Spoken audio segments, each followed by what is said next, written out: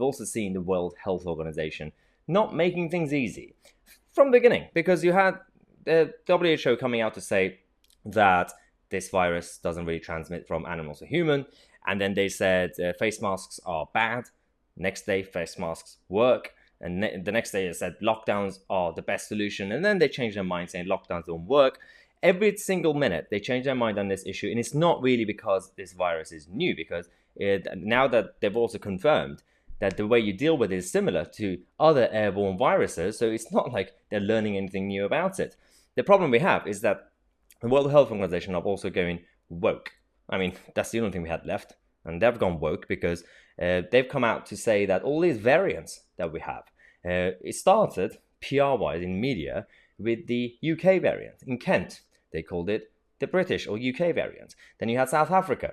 That was fine. You had Brazil. That was fine. But the moment the media and people started calling the new variant the Indian variant, because it was discovered in India, the World Health Organization have discovered that that is now racist. So you're not allowed to say that. So what they decided to do is they've decided to introduce some Greek into it. Now they're changing all the names. The UK variant is now called Alpha. We also have Beta and Delta and Gamma, everything, all the usual stuff that is going to be replacing the nationalities of the variants, because clearly it's offensive to India. But it wasn't offensive to South Africa, Brazil, or the UK. So you could call the Kent variant Brexit variant or the UK variant, but you're not allowed to call the Indian variant Indian. So this is the problem that we have. These people are trying to decide for the rest of the world. The SAGE members, they're not united on this, but the problem that we have is that, and I've said it so many times, the issue goes back to the fact that the government here need to show some discipline and unity. Who is actually running the show? At least in terms of the PR and media-wise. Because when Downing Street and the Prime Minister keeps briefing the press, saying that 21st of June is happening, and then the next day you have the members of SAGE briefing the press and media, expressing their own personal opinions, well, there's no unity. So these people are supposed to be advising the government. They're simply advisors. They're supposed to be behind the scenes.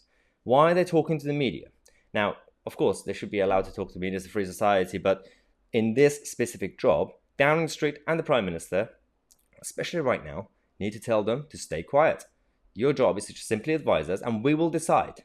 Advisors advise, ministers decide. It's a very, very simple and old school mentality that we've had in Whitehall for a long time until now. Now, we have to wait for the next few hours to see how many U-turns we're going to have from Downing Street. The latest we've heard from Boris Johnson was, again, that everything's fine, 21st of June is happening. If you want to find out exactly what the World Health Organization are up to, you can watch the full and uncensored version of this at mytc.co.uk, where you can also have access to our latest news articles of the day. So, if you want unfiltered content, head to mytc.co.uk, and I'll see you guys there.